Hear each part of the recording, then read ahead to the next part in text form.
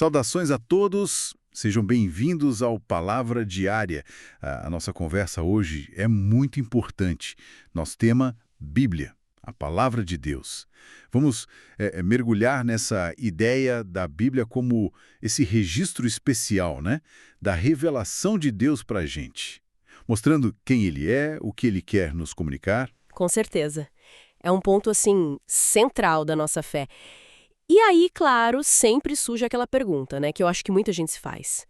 Poxa, como que um monte de livros, sabe, escritos por pessoas tão diferentes, em épocas, contextos tão variados, como isso pode ser, de fato, a palavra infalível de Deus? Exato. Essa tensão, né, entre a autoria humana, a gente vê os estilos, as personalidades ali, e essa afirmação de que a origem é divina. É algo que intriga mesmo. Como que a gente entende isso melhor? Olha, a chave para entender isso está no que a gente chama de inspiração divina. Lá em 2 Timóteo 3,16, o apóstolo Paulo fala que toda a escritura é inspirada por Deus. Uhum. E a palavra grega que ele usa ali, theopneustos, ela é muito, muito significativa. Literalmente quer dizer soprado por Deus. Isso já aponta para uma ação, assim, direta, sobrenatural do Espírito Santo. Soprada por Deus. Interessante. Exato. Pensa assim, o Espírito Santo atuou nos autores humanos, sabe? Guiando os pensamentos, as palavras deles, para que registrassem exatamente a mensagem que Deus queria passar. E mais, que fizessem isso sem erro. Certo. Não é como se Deus tivesse ditado, sabe, de forma mecânica, palavra por palavra, mas houve uma condução ali que, ao mesmo tempo, preservou a individualidade de cada escritor, o estilo dele. Entendi.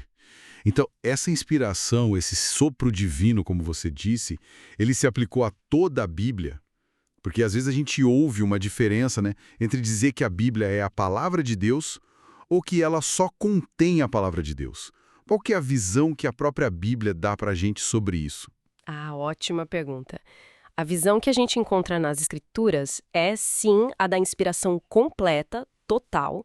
Se a gente olhar para o Antigo Testamento, por exemplo, expressões como "assim diz o Senhor" ou "veio a minha palavra do Senhor", nossa, aparecem centenas de vezes. É verdade. Os profetas tinham muita clareza, sabe?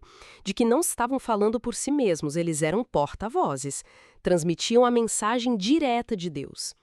E aí, no Novo Testamento, além dessa passagem de Timóteo que a gente já falou, Pedro reforça isso muito bem na segunda carta dele. Lá em 2 Pedro 1, versículos 20 e 21, ele diz que nenhuma profecia veio por vontade humana, mas que homens falaram da parte de Deus porque foram movidos pelo Espírito Santo. Uhum. Movidos pelo Espírito. Isso. E é interessante também que os próprios escritores do Novo Testamento, ali na época deles, já reconheciam os escritos uns dos outros, escritos apostólicos, como escritura sagrada, como palavra de Deus mesmo. Ok? Então a inspiração é total, abrange tudo. Mas e a precisão? Ela vai até o nível das palavras escolhidas. Porque tem aquela ideia, né, de que até as menores partes são importantes. Lembro de Jesus falando sobre a lei lá em Mateus 5,18, do J e do tio. Isso seria a tal da inspiração verbal. Exatamente. A doutrina clássica da igreja entende isso mesmo, que a inspiração se estende às próprias palavras, ou seja, ela é verbal. Mas, olha, de novo, é muito importante não confundir isso com um ditado mecânico, tá? Como se os autores fossem, sei lá, meros secretários, robôs. Certo. Não é automático. Não é.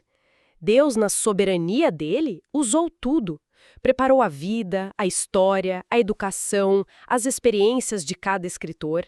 Então, as palavras que eles escolheram, com seus estilos próprios, com suas personalidades, eram perfeitamente as palavras que Deus queria usar. Eram palavras humanas e, ao mesmo tempo, eram plenamente a palavra de Deus. Poxa, que incrível essa confluência, né, entre o divino e o humano ali no texto. Agora tem um ponto que sempre gera um debate, né? Que é usar a Bíblia para provar a si mesma. Muita gente olha para isso e fala, isso é um argumento circular, não vale. Como que a gente lida com essa objeção? Essa é clássica. Mas vamos pensar um pouco.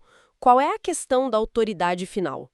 Se a gente precisasse de alguma autoridade externa, sei lá, a ciência, a história, a nossa própria razão, para validar a Bíblia, para dizer, ok, a Bíblia é verdade, então essa autoridade externa seria, na prática, superior à própria Bíblia, concorda? Faz sentido. A fonte de validação seria maior que o validado. Suprema, por definição, ela tem que se autenticar por si mesma. Não pode depender de outra coisa para ser o que é. Claro que isso não quer dizer para a gente ignorar as evidências que apoiam a Bíblia, de forma alguma. A coerência interna dela, mesmo com tantos autores e épocas diferentes, o cumprimento impressionante de profecias, as confirmações da arqueologia, da história para muitos relatos e, nossa, o poder transformador que ela tem na vida das pessoas.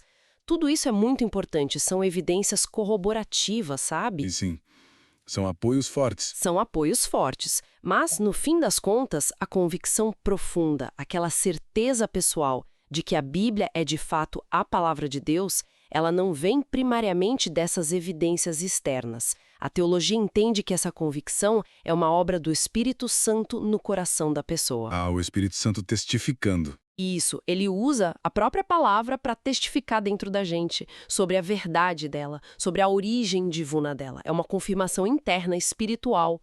Muito claro, muito claro. Então, resumindo, né?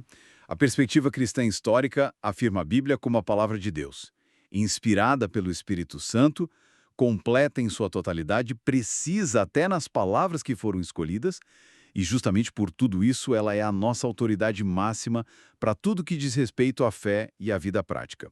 Conversamos assim sobre esse assunto tão importante para a vida cristã, a Bíblia Sagrada. Convidamos, se inscreva no canal, compartilhe essa mensagem e na leitura bíblica vamos juntos sempre. Deus abençoe grandemente a todos.